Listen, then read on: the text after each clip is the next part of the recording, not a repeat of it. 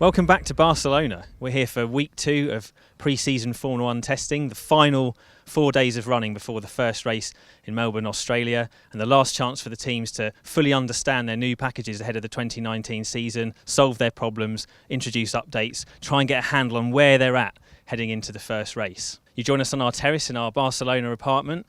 I'm here with our F1 reporters, Ed Straw and Scott Mitchell, to discuss week 2 of testing, what we're hoping to find out, what we're hoping to see from the teams and the drivers. And I guess the big talking point is at the front, Mercedes versus Ferrari. Ferrari steaming away, Mercedes 5 times double champions, but looking like they're on the back foot. How far behind are they, Ed? And can they dig themselves out of this hole in the next 4 days? Well, Ferrari clearly had a great test, so they're the standard bearers, didn't set the fastest time, but on short runs, when you adjust them, long runs, they're looking very good.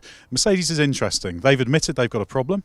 They've hinted, certainly in the case of Toto Wolff, that it is related to the front wing regulation changes. We've talked a bit about that before. There's various things that can have an impact on. Does it interact badly with the low rake, longer wheelbase approach that Mercedes has carried over from previous years? So they will be looking into understanding that problem. I'm sure they've already got a very, very good idea about what the problem is. So I think this test for them is going to be about verifying that understanding, continuing to build that understanding, perhaps running some experiments. They may have some new parts to try and mitigate the problems.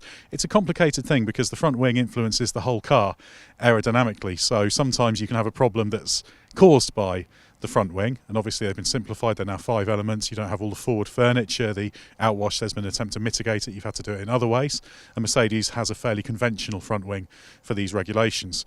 So it's not just about what you're doing at the front, it's what you're doing at the back, how they interact. And I think we'll see plenty of running with Mercedes with the sensor rigs and the pitot tubes to try and understand the full airflow down the car. So that's the key for them. I don't think the car's bad. I think it's basically pretty good, but there's something that's not quite working. They need to get on top of that so they know the direction. Toto Wolff said it could be a matter of months for them to fully fix it, but it all starts here. The understanding they built last week and this week will dictate how quickly and how well they can tackle any problem. Scott, Valtteri Bottas has said that Ferrari could have been as much as 1.5 seconds clear during week 1 if they wanted to, which is a massive gap at the front of the field. How worried would you be if you're in the Mercedes camp, and how confident would you feel if you're in the Ferrari camp with such a potentially massive advantage? Well, I think it's interesting. Only Mercedes could come into a situation where they're probably second best, maybe third best, but certainly very close to being second best, and it be considered a problem, such as the bar that they've set themselves over the last few years. But I wouldn't be particularly worried at this point in time. There's still 4 days to work out what the potential is of their package, and we think worst case scenario might be a few tenths behind Ferrari, but certainly in the position where they're not exactly going to be cut adrift of Ferrari and Red Bull, and just in no man's land between the top 2 and then the rest of the grid. So I think it definitely looks better if you're in the Ferrari camp at the moment than if you're in Mercedes, which obviously we haven't been able to say too much over the last sort of. Well, certainly not in testing. I'm trying to think actually now how many years. So I was thinking, this V6 turbo hybrid era, but actually, 2013, 2012. So it's a nice change of pace, if nothing else. But I think we'll start to see a bit more of a realistic, clear picture. I think we'll find out that Mercedes maybe aren't quite as far behind as a few people, sort of the doomsday bringers would have you think, but they've definitely got some work to do if they're actually going to start as pre-season favourites, which is obviously what they've been for years and years now. Yeah, you'd expect, even if Mercedes have had problems with their initial launch package car, that they still haven't shown their full hand in week 1, and there's more time even in that spec without introducing upgrades. You mentioned, Scott, that they're possibly not even second fastest as things stand, so that brings us neatly to Red Bull Honda, which you presume would be the team that's punching into that gap. They enjoyed a really strong first week from a lap count point of view. Didn't really trouble the front of the times. They were down in the mid-teens with Pierre Gasly and Max Verstappen, but completed over 100 laps on all but one of the days, I think, which is very refreshing to see from the Honda engine package. They've obviously proved reliability, but now's the time for them to really kind of step up, probably upgrade the car, start to show their hand at this test so they understand where they are for Melbourne. What do you expect to see from Red Bull Honda in week 2? I'd expect to see them turn it up closer to 10 this week. They weren't pushing at all last week on the engine side. Certainly not the Red Bull team anyway. I mean, maybe Toro Rosso pushed it a bit harder because we saw some better headline times, didn't we, from Alex Albon and Daniel Kvyat. So I think the Red Bull team will start to see a little bit more of what that package has got. They're certainly not in the mid-teens. Maybe if Red Bull had switched to Honda immediately after McLaren dropped Honda, we might say that Red Bull are looking for sort of 6th or 7th row on the grid. They're certainly not 6th or 7th best at the moment. They will not have fallen into that midfield fight, I'm certain of that. And the indication at the moment is that, okay, there is a gap to catch up to Ferrari, but everyone knew that. Just because Helmut Marko or Max Verstappen or whoever was talking up the progress Honda made, no one was kidding themselves. No one expected suddenly 3-4 years of being quite a way behind Ferrari and Mercedes would just end like that in one positive season. So they'll be closer, they'll be further away still from Ferrari, but I'd be fascinated if by the end of the week we're talking about Red Bull Honda already being ahead of Mercedes, because we know, or we expect, the chassis to be very good. The big question mark obviously is just how much progress the Honda engine's made, and we should get a bit more of an answer for that this week. And Ed, the Honda engine package, obviously the key thing for Red Bull. They seem to be having a much smoother pre-season. It seems they've changed their processes the last couple of years. They're much more on top of things, not bringing things so late to the car. Have you been impressed with what you've seen from them so far? And is it realistic for them to bridge the gap to the top two this season? I think realistically this season what we're looking for is starting at a similar level to where they were last year. So sniping for the odd victory when circumstances are favourable. And then as the season goes on, get closer and closer. The power unit will be the key, getting onto the Mercedes-Ferrari level. It feels to me like this year's maybe 1 year too early for a proper title tilt because of the Honda limitation. But I think if we see that good starting point and then surge on through the season and maybe get close to the level, find those gains, find the hot qualifying modes. They've brought in a good qualifying mode now. Whether it compares well to the others, we don't know. And of course Renault are doing similar things, so they'll have to keep them behind if indeed they did just get ahead. It's good that they've got reliability, though. That's the key. I know there's concerns within Red Bull about how reliable things are, and the one thing they can't afford is grid penalties, say, on the races where there are opportunities. They need to nail those opportunities. But first things first, they need to get the first win. I think we will see a Red Bull Honda win this year, which will be a big step. You know, a couple of years ago, you just had no chance of Honda getting a win. But it's not impossible a title tilt this year, but I think 2020 is the more realistic time that could happen. It certainly seems like we're in a sort of honeymoon period for Red Bull Honda. They've yet to find out the niggles, if you like, with each other. And Red Bull obviously are happy to have finally ditched the Renault power unit. But the Renault Works team, they've got big ambitions to join that group of the big three at the front, shall we say. So good first week for them. Obviously a headline week topping time from Nico Hülkenberg, but that's probably not representative of where that team's actually at. What are we expecting to see from Renault in week 2? Yeah, it's definitely not representative. Their target is in some ways the same as last year, because their target is to finish 4th in the Constructors, which they did last year, but crucially it needs to be a better 4th. They need to have it sewn up earlier. Ideally they need to move into the no man's land between the top 3 and the rest. I think on balance, a combination of what we've seen, our lap time analysis, asking around with other teams, I think they're probably still a bit close to the midfield than they are to the top 3, but it's a solid start. They were quite late with the car. It was a real battle to get it there. They were quite low on spares. They had that DRS problem on Daniel Ricciardo's car early in the test that cost them a little bit of time. So I think they've got a reasonable foundation, and they're certainly not worse off than last year, but I think they need to find a little bit more pace, because I want to see them comfortably just winning the midfield, being a little bit ahead. They may well be there, and they may well have made a bit more progress, but yeah, still a little bit more work to be done. Big investment there from Renault, and I think 2021 and the new rules, that's the big focus, but they need to take a step this year and a step next year in order to be ready, a little bit like Mercedes did in 2012 and 2013. Well, in 2012 they started winning races, 2013 had a fast car, wasn't great on tyres, and then 14, new rules, new engines, bang, dominant.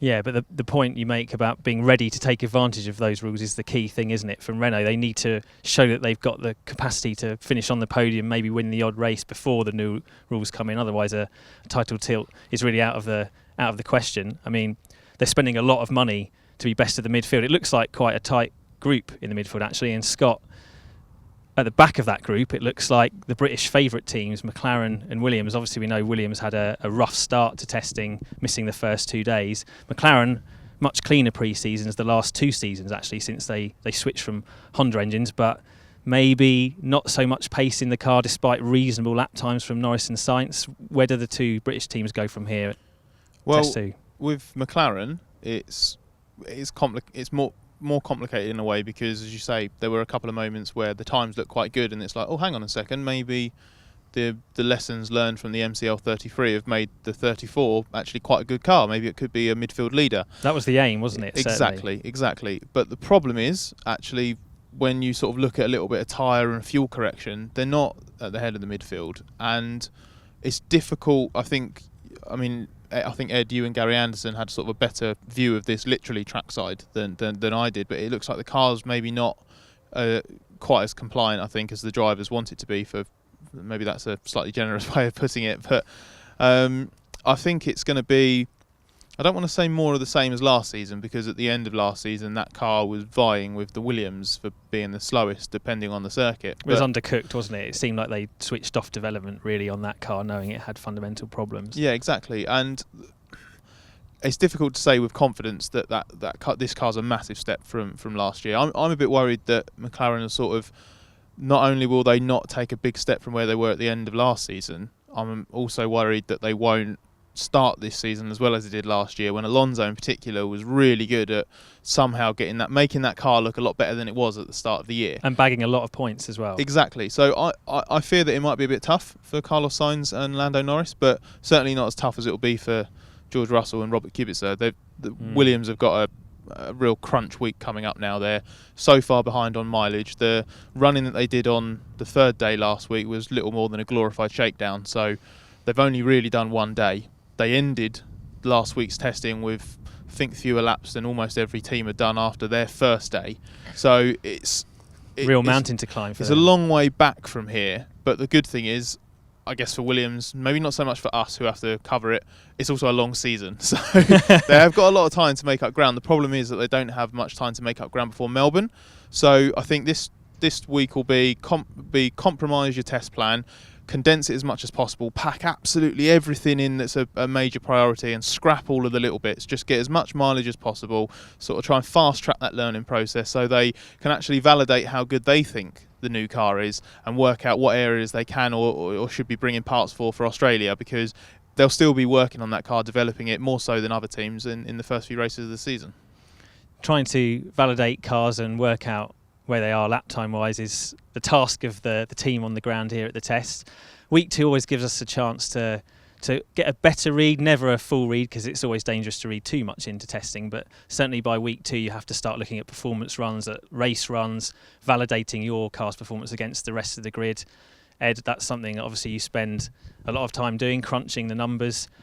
What parts of week 2 we'll be looking at, particularly what compounds of tyre will we need to focus on, because of course you can run any number of compounds here, but only certain ones will work around Barcelona. So which particular aspects will you be looking at to try and get the best read on the competitive order heading to Melbourne?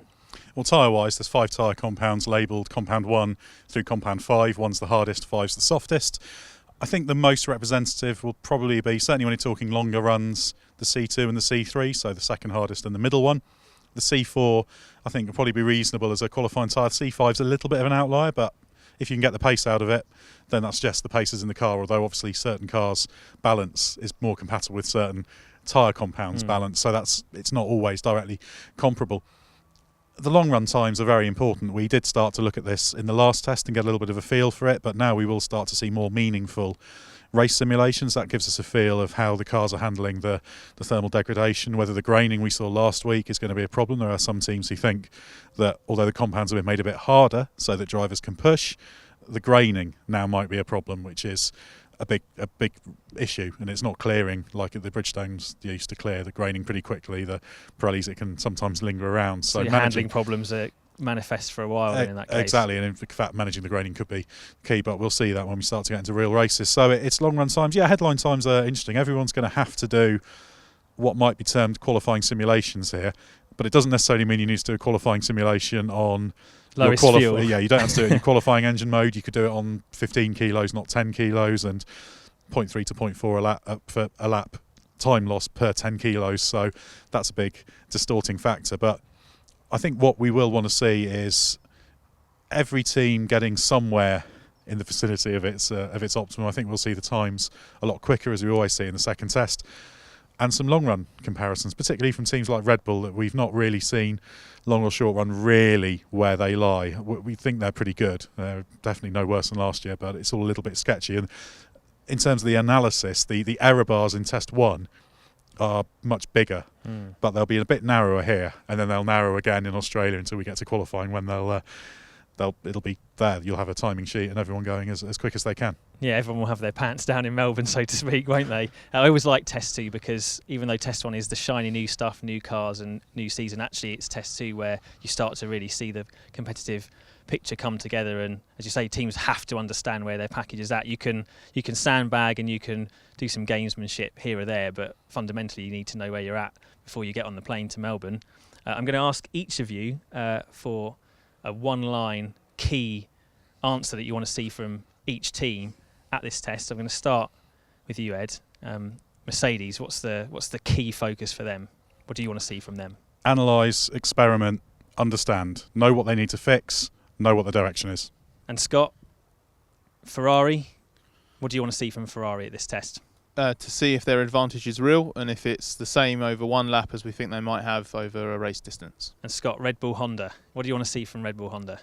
To see if they can if their reliability translates into any race runs, and also see what happens when they start to crank the performance up, because we've not seen that yet. Ed, Renault, the Renault Works team, what do they need to do at this test? I'd like to see some good long runs and something that persuades me that they have branched out and really got into that no man's land. They might have done, but we need to see some more clear data. And the Haas team, one of the best midfield battlers from last season, what do we expect from them in week 2? Pace-wise, car handling-wise, more of the same from last week, but it needs to keep running and stop causing red flags. Scott, Team Racing Point or Racing Dot, what do you want to see from them in week 2 of this test? Racing Point need to sort out a few of the niggling reliability issues that held them back. We haven't got a clue really where they sit on short runs or long runs, so they've got a fair bit to prove this week. And Scott, the Red Bull sister team, Toro Rosso Honda, headline lap times last week. What do you expect to see from them at this test? What big questions need answering there? We need to actually work out exactly where they are, because those glory runs, they say they're not glory runs, but they evidently are. That they're not going to be the second or third best team this year, so need to see something a bit more sort of real or genuine from that team this week. And Ed, McLaren, what's the big question mark over that team going into test 2? I'd like them to find a setup that makes the rear end behave itself. It looked a little bit unstable. Get that sorted. They'll be able to carry more speed into the corners, attack more pace. And Ed, Williams, much maligned after a disastrous first week. What's the big thing they need to hit in week 2? Mileage is the first priority. They need to be reliable, they need to run long, and they need to show that they've got some pace in that car. The quickest time was too far off. It was over 4 seconds off. So first, laps. Second, some pace. And Scott, last but not least, Team Alfa Romeo, formerly Sauber. Solid start in week 1. What's the big question mark with that team going into week 2? If the car that Antonio Giovinazzi and Kimi Raikkonen say feels so good can genuinely leap to the front of the midfield battle, or even keep Renault honest, because it looks good. Everything coming from the camps sounds good. Whether it's actually real, whether it's ahead of all the other teams, we don't quite know yet.